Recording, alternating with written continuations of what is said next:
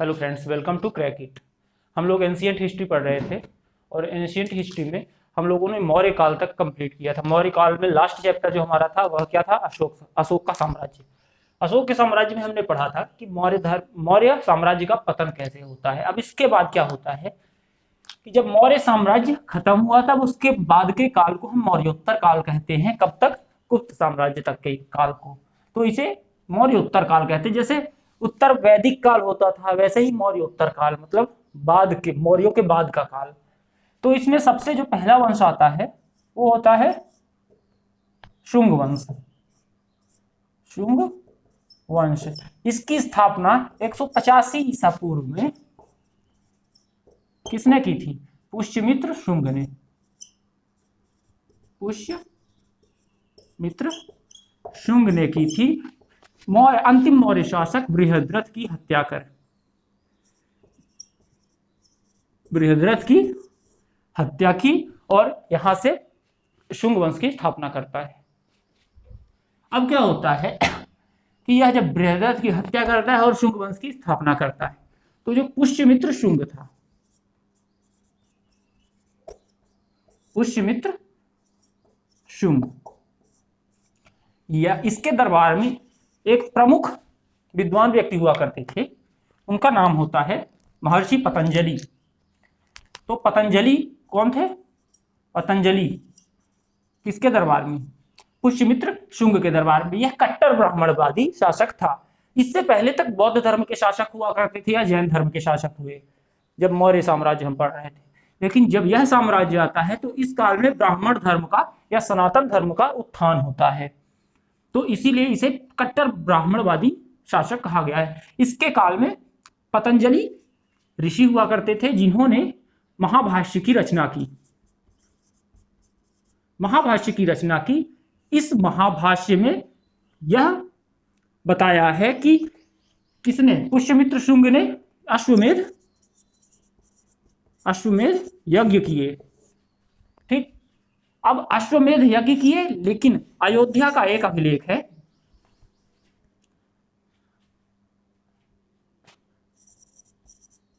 धनवेर के अयोध्या का अभिलेख। धनवेद के अयोध्या के अभिलेख से हमें मिलता है कि इसने 2 बार अश्वमेध यज्ञ किया था, जिसमें पुरोहित इसके कौन थे? पतंजलि ही थे। पतंजलि ही क्या थे? पुरोहित थे। तो 2 बार अश्वमेध यज्ञ करने वाला व्यक्ति कौन था? पुष्यमित्र शुंग था। अब इसके बारे में हमें जो अगली जानकारी मिलती है तो इनके जो पूर्वज हुआ करते थे, किनके? शुंगों के। तो इनके पूर्वज मुख्य रूप से उज्जैनी के थे। उज्जैनी के हुआ करते थे और ये मौर्यों की सेवा का कार्य करते थे। यह इनके बारे में मुख्य जानकारी थी। ये क्या होते थे कि यह मुख्य रूप से उज्जैनी के थे और यह मौर्यों की सेवा का कार्य करते थे। अब अगली चीज, इस साम्राज्य का या शुंग वंश का एक अगला शासक आता है भागभ्रथ।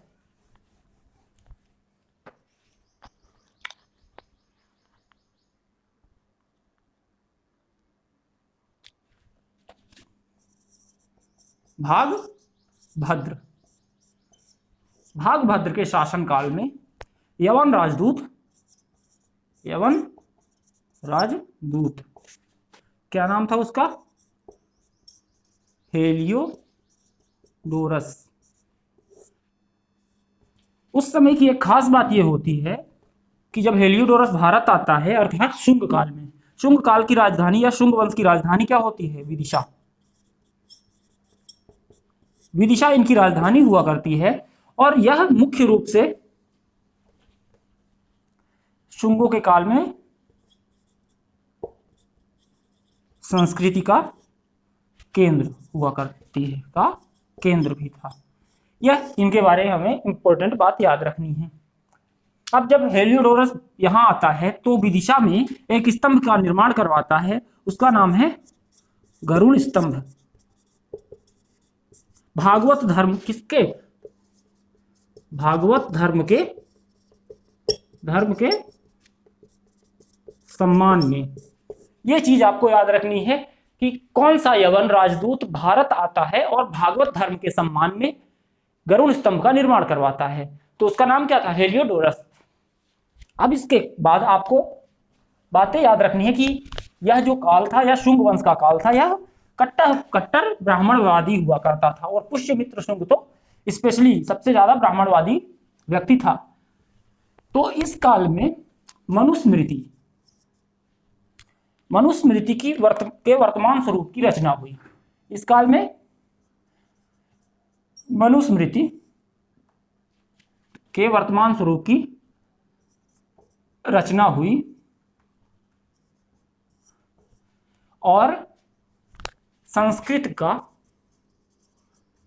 भाषा का उत्थान इसी काल में सबसे ज्यादा हुआ। तो आपको ये चीज याद रखना कि संस्कृत भाषा का उत्थान सर्वाधिक किस काल में हुआ? पुष्यमित्र या शुंग वंश के काल में। और मनुस्मृति की वर्तमान प्रारूप है वह किस काल में हुआ, लिखा गया? तो यह भी शुंग काल में ही लिखा गया। अब क्या होता है कि 75 ईसा पूर्व में, 185 ईसा पूर्व में पुष्यमित्र शुंग राजा बनता है और 75 ईसा पूर्व में लगभग 110 वर्ष का शासन था किसका? शुंग वंश का। इसके अंतिम शासक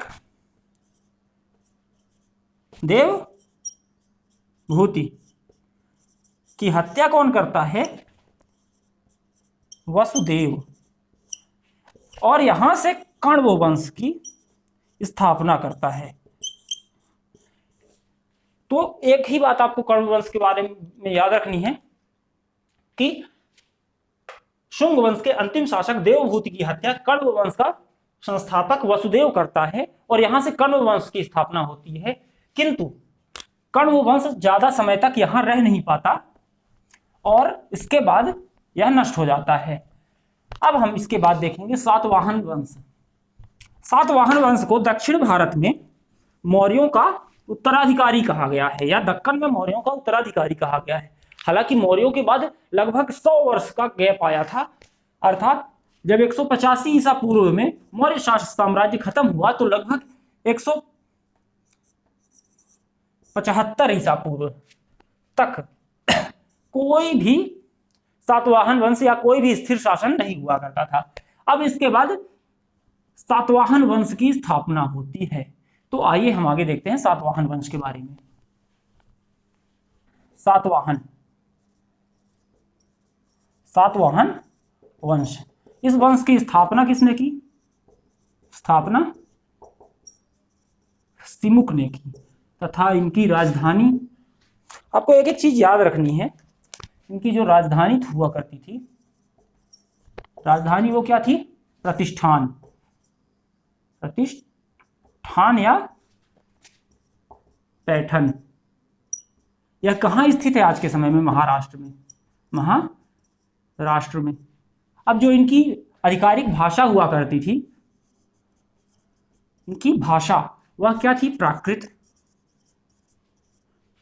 इन्हें पुराणों में इन्हें क्या कहा गया है? आंध्र जातीय तथा आंध्र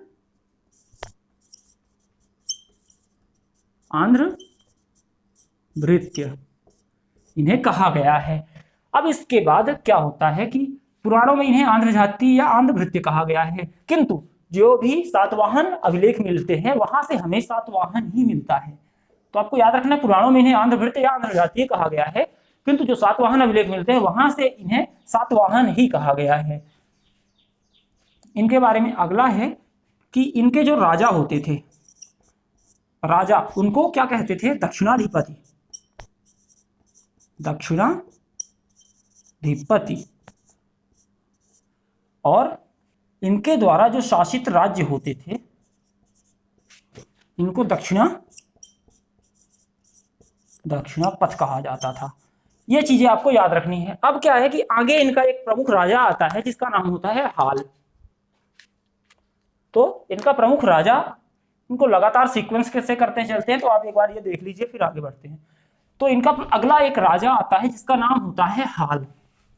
हाल ने प्राकृत भाषा में हाल ने प्राकृत भाषा में, कौन सी भाषा, प्राकृत भाषा में गाथा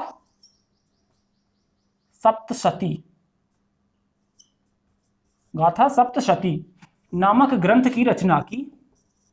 यह विद्वान तो था ही, और इसके दरबार में बहुत सारे विद्वानों को संरक्षण भी दिया था इसने। अब जो इनके दरबारी होते हैं उनमें प्रमुख होता है, पहला होता है गुणाढ्य।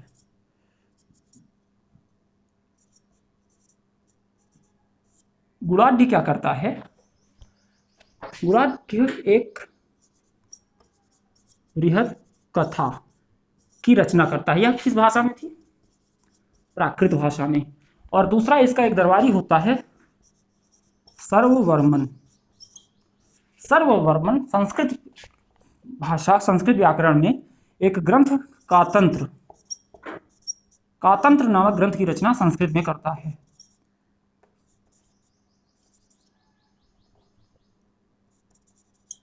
संस्कृत भाषा में इस ग्रंथ की रचना करता है। ठीक है। अब जो सातवाहन होते थे उनके सबसे बड़े जो प्रतिद्वंदी उभर कर आए वह विदेशी आक्रमणकर्ता शक थे। जो शक होते थे, शक या सीथियन, इनके सबसे बड़े क्या प्रतिद्वंदी बनकर आगे उभरे। अब फिर इनका एक अच्छा समय आता है जिसमें गौतमीपुत्र सातकर्णी शासक के रूप में साम्राज्य में स्थापित होते हैं।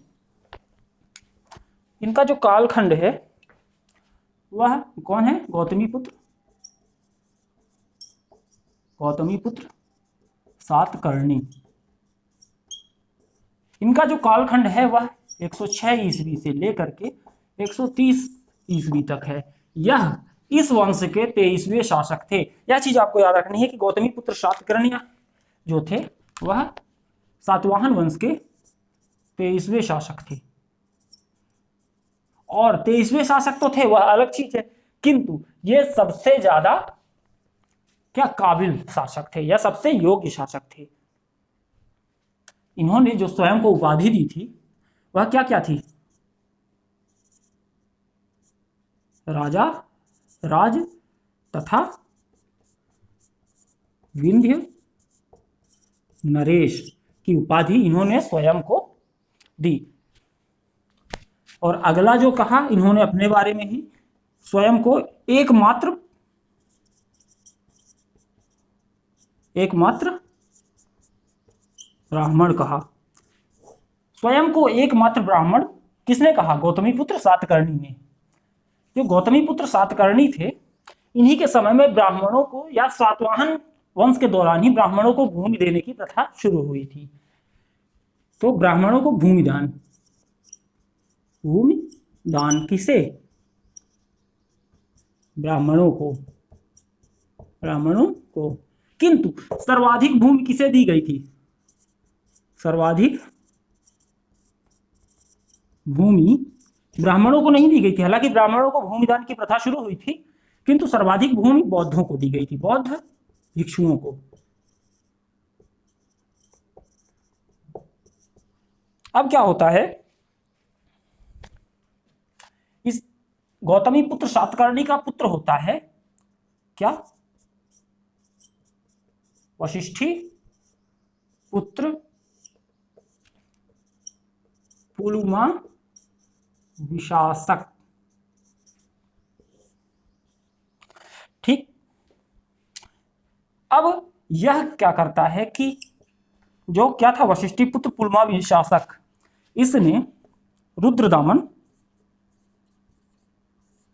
रुद्रदामन की पुत्री से विवाह किया।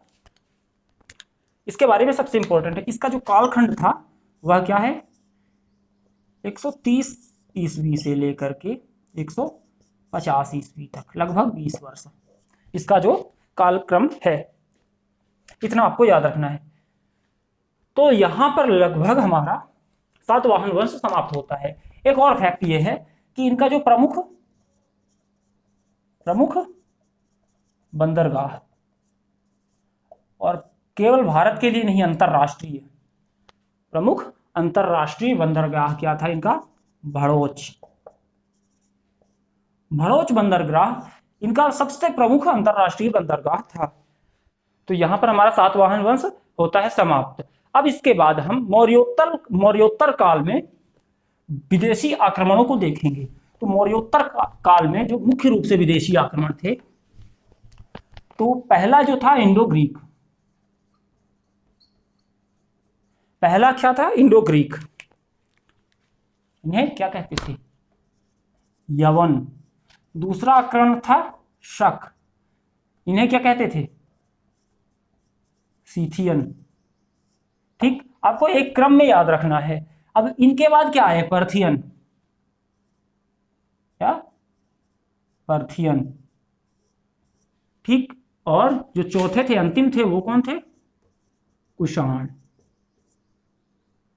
ये वंश हमें मुख्य रूप से याद करना है। जो इंडो ग्रीक थे वह यूनान से आए थे, अर्थात ग्रीक से आए थे, इन्हें यवन कहा गया। जो शक थे, सीथियन इन्हें कहा गया। ये पर्थियन, ये ईरान से आए, और जो कुषाण थे वह चीन से आए। ये यूची जनजाति के लोग हुआ करते थे। तो यहां पर हमारा सातवाहन वंश समाप्त होता है। आपको मैंने ये सीक्वेंस बता दिया। ये सीक्वेंस इसी सीक्वेंस में हम आगे चल करके इन विदेशी आक्रमणकर्ताओं एवं शासकों के बारे में पढ़ेंगे। तो यहां पर आज की क्लास खत्म करते हैं। धन्यवाद। तो चैनल को लाइक, शेयर और सब्सक्राइब करना ना भूलें।